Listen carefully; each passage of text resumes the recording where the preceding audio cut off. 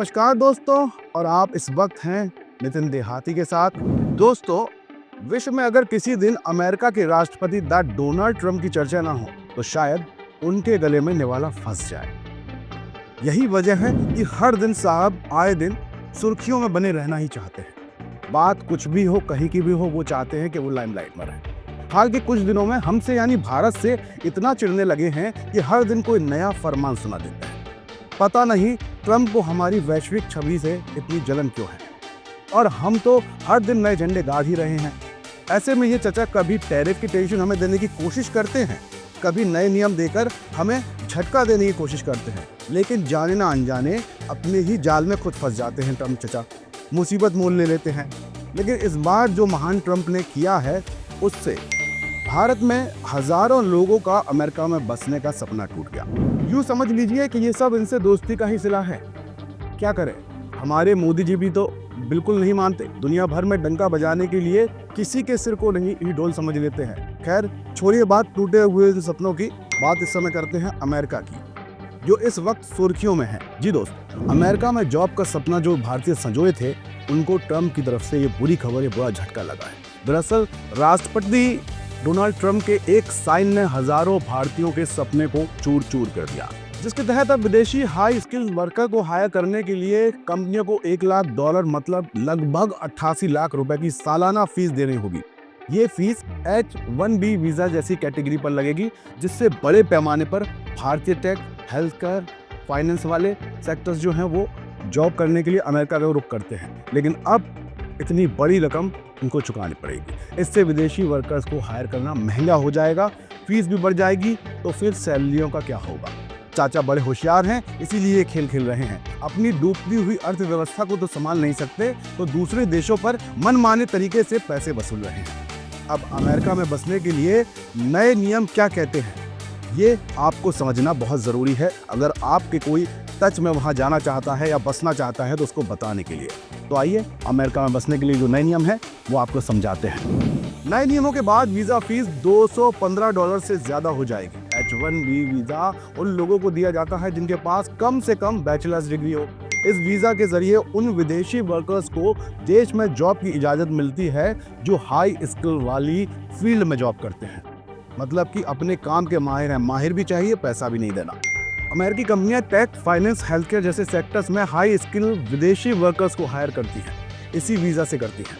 हर साल 65,000 H-1B visa जारी होते हैं, जबकि 20,000 वीज़ा अमेरिका से मास्टर्स करने वाले स्टूडेंट्स के लिए अलग से रिजर्व होते हैं।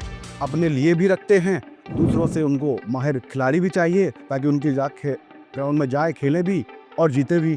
खैर छोड़िए, वैसे सियासत बड़ी बुरी चीज़ है, भले ही देसी हो या विदेशी। इस मामले का हल तो निकलना नहीं है, क्योंकि मामला जो है पूरा ट्रंप यानी कि अमेरिका का है।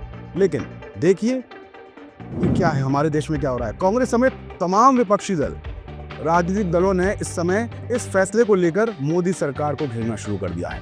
कांग्रेस के पूर्व अध्यक्ष और नेता प्रतिपक्ष राहुल गांधी ने तो ये तक कह दिया कि नरेंद्र मोदी बहुत कमज़ोर हैं। अब करें भी क्या, कुछ भी हो विरोध तो करना ही है, तो कर रहे हैं।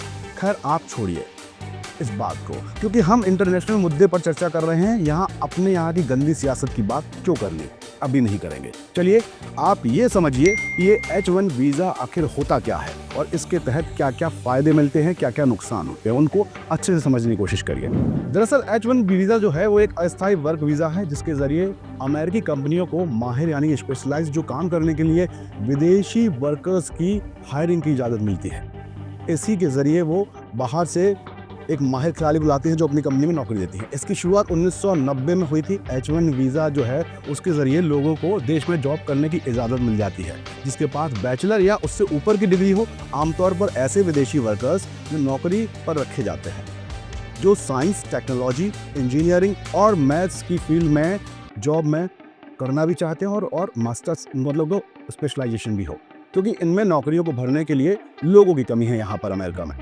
H-1 वीज़ा जो है शुरू में 3 साल के लिए जारी किया जाता है, लेकिन इसे अगले 3 साल के लिए रिन्यू भी किया जा सकता है।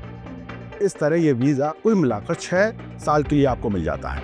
अमेरिका में H-1 वीज़ा पर काम करने आए लोगों को ग्रीन कार्ड यानी कि परमानेंट रेजिडेंस का आवेदन का मौका मिलता है। मतलब आप ग्रीन कार्ड के लिए अप्लाई कर सकते हैं। ग्रीन कार्ड मिलने के बाद H1 वीज़ा की अहमियत खत्म हो जाती है, क्योंकि अब आप वर्कर जिस कंपनी के लिए वहाँ जॉब कर रहे थे उस देश के स्थायी नागरिक हो जाते हैं। तो आपके लिए ये उस अमेरिका में बसने के लिए एक बड़ा मौका है, लेकिन ये अब थोड़ा सा कठिन हो गया है। अब इसे आप कैसे अफोर्ड करेंगे ये आपको खुद देखना होगा।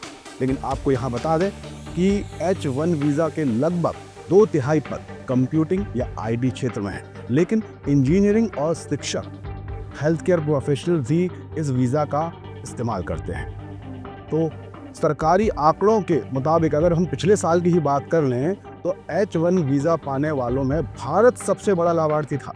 मतलब भारत के ही लोग सबसे ज़्यादा गए थे। भारत प्रोफेशनल्स की हिस्सेदारी 71% रही थी। मतलब आप समझ लीजिए कि हाफ से, यानी कि आधे से भी ज़्यादा, जबकि चीन दूसरे नंबर पर था, उसे केवल 11.7 वीज़ा मिले थे। अभी अमेरिकी कंपनियों को H1 वीज़ा पर विदेशी वर्कर्स को देश में लाने के लिए लॉटरी का रजिस्ट्रेशन करना होता था। H1 वीज़ा लॉटरी के जरिए दिया जाता था और इसकी फीस भी बहुत कम थी, क्योंकि इसकी डिमांड काफ़ी है, इसलिए लॉटरी सिस्टम रखा गया था। रजिस्ट्रेशन फीस मात्र $215 थी।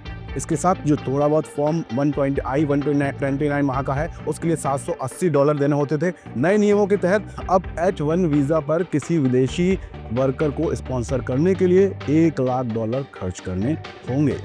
बढ़ी हुई फीस के चलते अब कंपनियां विदेशी वर्कर्स को काम पर रखने का से कतरा रही हैं, क्योंकि उनको अगर इतना पैसा देंगी अपने देश में तो फिर लाने के लिए सैलरी भी देनी होगी। तो अब आपको सारी कहानी समझ में आ गई होगी। लेकिन इस सब पर चर्चा के बीच ये बात ज़रूर सोचिएगा कि हम इस वीज़ा के तहत चचा के देश में क्यों जाएं भाई। केवल घूमने फिरने के लिए जाना है तो घूम आइए नॉर्मल वीज़ा पर, बाकी तो अपने देश से अच्छा कुछ नहीं। या यूँ कहिए, मेरे लिए तो मेरा देश ही सबसे अच्छा है।